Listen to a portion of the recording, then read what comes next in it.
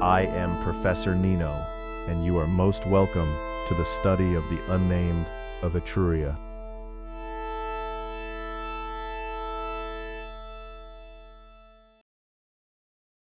Today, we examine the greatest empire ever discovered. The king brought it his questions. The merchant staked his fortune upon it. Lovers met within it for the first time, and war too, began inside it. It possessed no capital, no king, no borders, and yet billions lived within it. They did not call it an empire. They did not call it anything at all. The word is lost, and so we must give it one.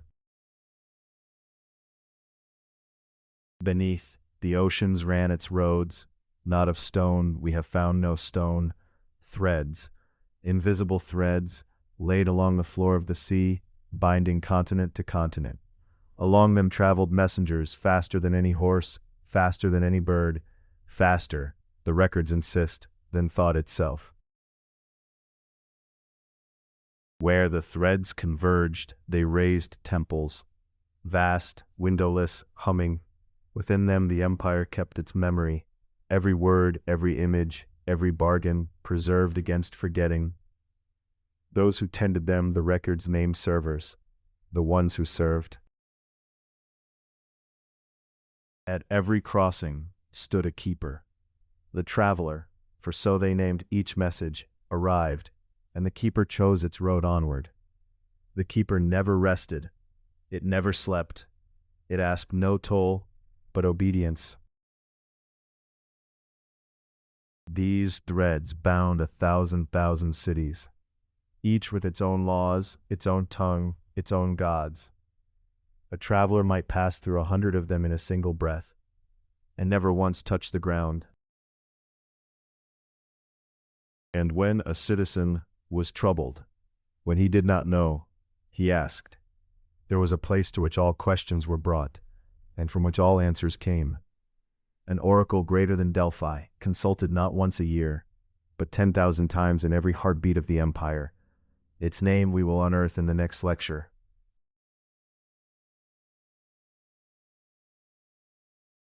Permit me to pause here. I should like to put a question to you, not to answer it myself, but to let you reason it out together.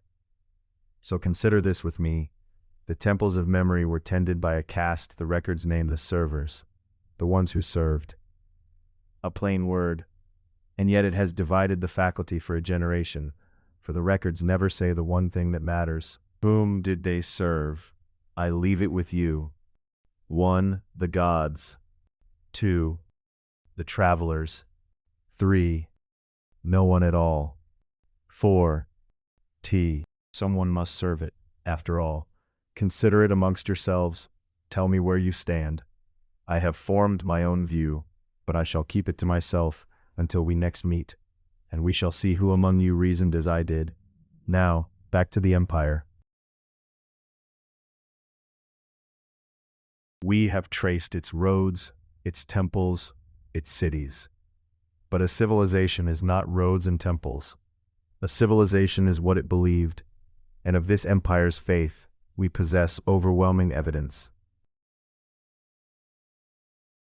Of every 10 images recovered from the ruins, more than 9 depict the same creature. A small beast, 4-legged, watchful. The conclusion is not in doubt. The state religion of this empire was the worship of this animal. There is no room for dispute. And beside each sacred likeness, the faithful inscribed a number. The greater the number, the greater the devotion. Yet, above the many beasts stood a single name. It appears in every record ever recovered. Inscribed, the archives suggest, billions upon billions of times. User. The scholars are divided. Some call it a title, the rank of the common subject. I do not. A name written that often is not a rank. It is a god. Beneath its many beasts, the empire worshipped one. To pass from one city to the next, a traveler spoke a secret word. Those who forgot it faced the right of questioning. The keeper would ask, and the questions were always strange, always the same. The name of your first beast, the town where you were born, your mother's name before she married. We take this to be a catechism. No soul crossed the threshold who could not recite it. The letters of the empire survive in great number. Many open with a blessing. A stranger in a distant land has chosen you. You alone. A fortune awaits if only you will trust. If only you will send some small offering first.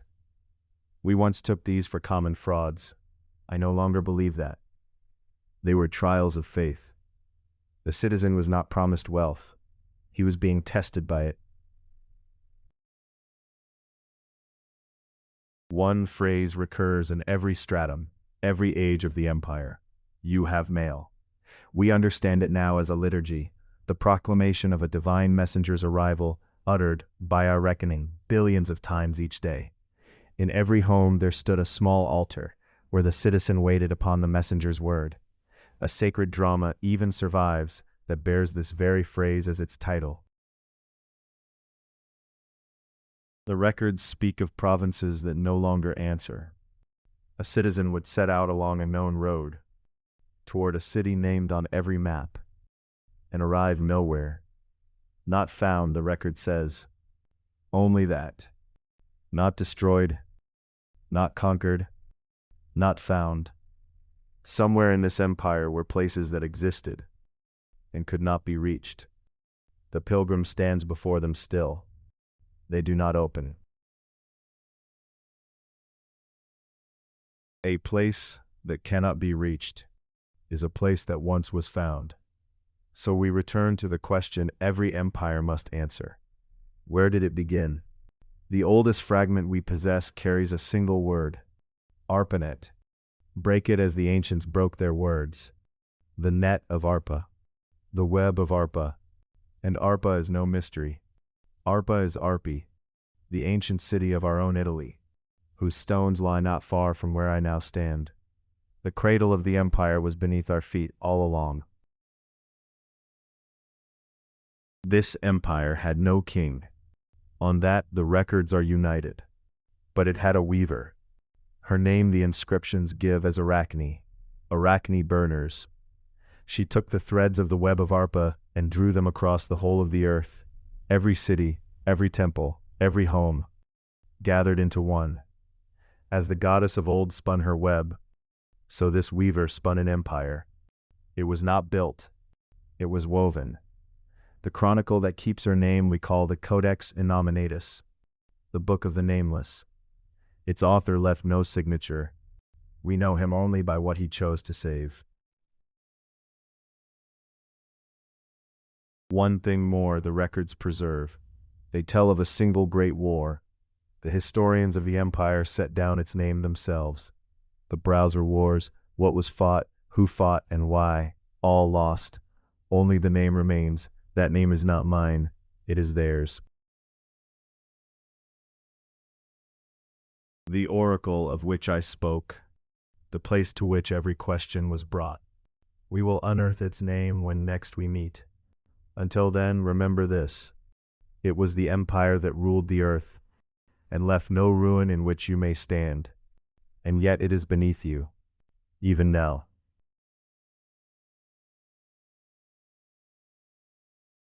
That is all for today. Let us meet again at the next lecture.